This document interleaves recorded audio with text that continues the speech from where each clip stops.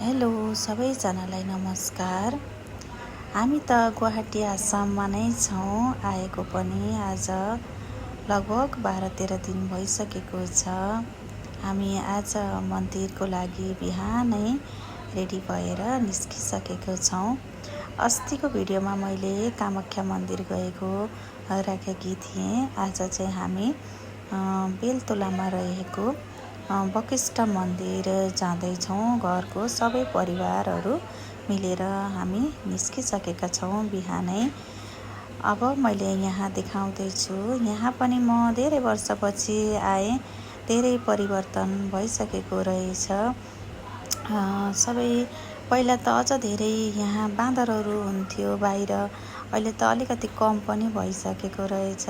हामीले पहिला मन्दिरमा फुलहरू प्रसादहरू लिएर आउँदा हातबाटै खोज्ने त्यस्तो गर्थे। पहिला यति धेरै बाँदरहरू हुन्थे। अहिले 15-20 वर्षपछि आएको भएर पनि होला धेरै कम भइसकेको रहेछन् बाँदरहरू। तर धेरै परिवर्तन भइसकेको ठाउँहरू मन्दिरहरू सबै परिवर्तन भइसकेको।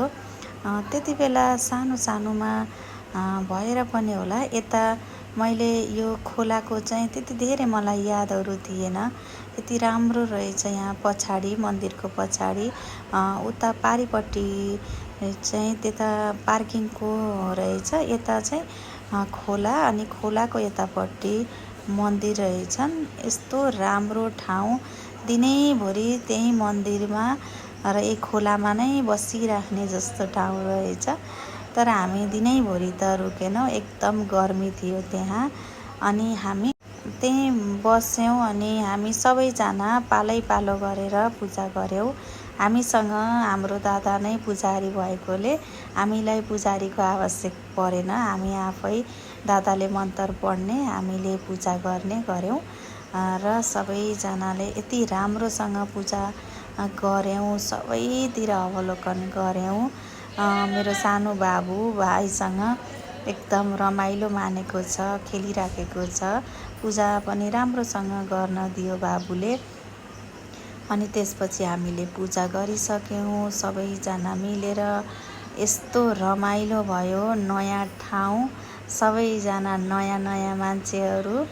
अनि त्यसपछि हामी त्यहाँबाट अनि अर्को पनि मन्दिर रहेछ। त्यहाँ पहिला चाहिँ हामीले गणेशजीको र देवीको दर्शन गऱ्यौँ। अनि त्यसपछि हाम्रो एउटा मात्रै नरहेछ यहाँ चाहिँ पूजा गर्ने थुप्रै ठाउँ रहेछ। हामीले पहिला चाहिँ गणेशको र देवीको दर्शन गऱ्यौँ। भित्रै जान मिल्ने रहेछ। हामी भित्रै गएर त्यहाँ चाहिँ टीका लगाइदिने पुजारी हुनुहुन्थ्यो। हामी भित्रै पूजा गऱ्यौँ। देख्न सक्नुहुन्छ गणेश र देवीको। यहाँ चाहिँ पहिला 25वटा ऋषिले यहाँ बसेर तपस्या गर्नुभएको रे। अनि त्यसपछि चाहिँ यहाँ बकिष्ठ मन्दिर भनेर प्रख्यात रहेछ। हेर्नुहोस् न बाँदर यति धेरै बाटोमा मेरो सानो बच्चा पनि नडराइकन एकदमै नजिकै गएर बाबुले यस्तो मजाले हेर्यो।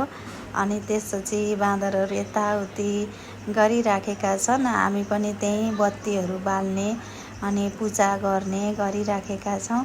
यहाँ मान्छेहरू ओहोरदोहोर गर्ने भएकोले होला बाँदरहरू एकदम धेरै खुसी हुने रहेछन्। Thank you.